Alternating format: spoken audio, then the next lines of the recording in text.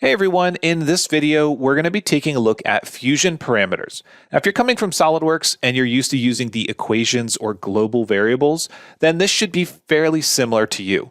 We're going to talk about some of the different options we have, some of the syntax that we need to understand, and how we can use this functionality in Fusion. The first thing that we want to do is take a look at a basic example. Now, this example uses user parameters, and these user parameters are based on values such as 300 millimeters for the length.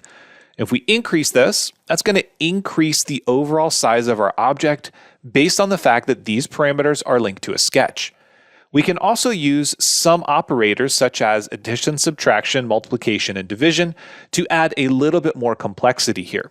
Now, what I mean by that is if we reduce the size of our hole, the location of those holes based on our hole offset parameter changes because it's related back to hole diameter times 2.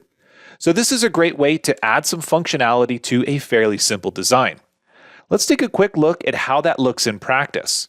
Inside of our sketches, these are going to be linked to functions. You'll see fx listed next to them, and when we hover over the cursor, we can see that this dimension is listed as hole diameter.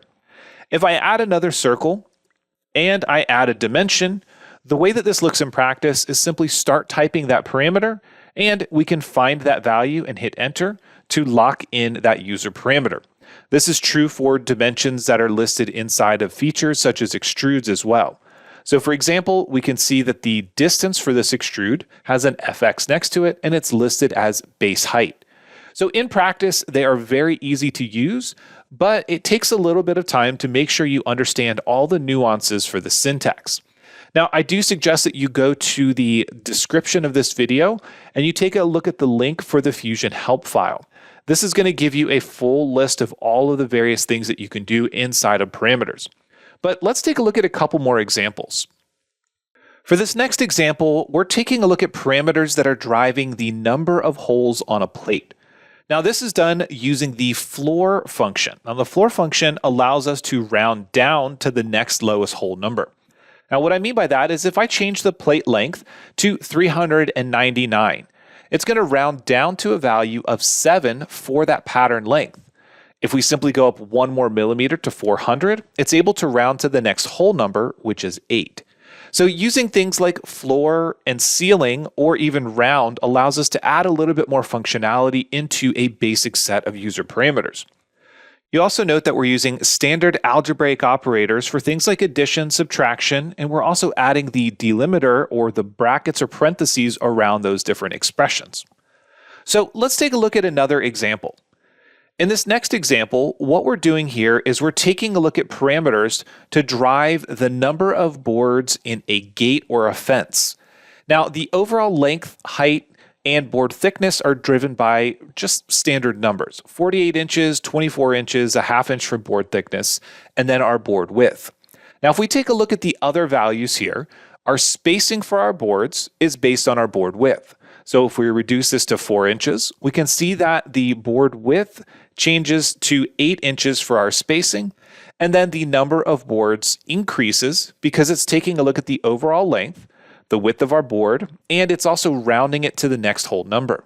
So if I use a thicker board, in this case 6, it can only have 5 boards in the overall number of boards, but if we reduce that to 3, it can have a total number of 11.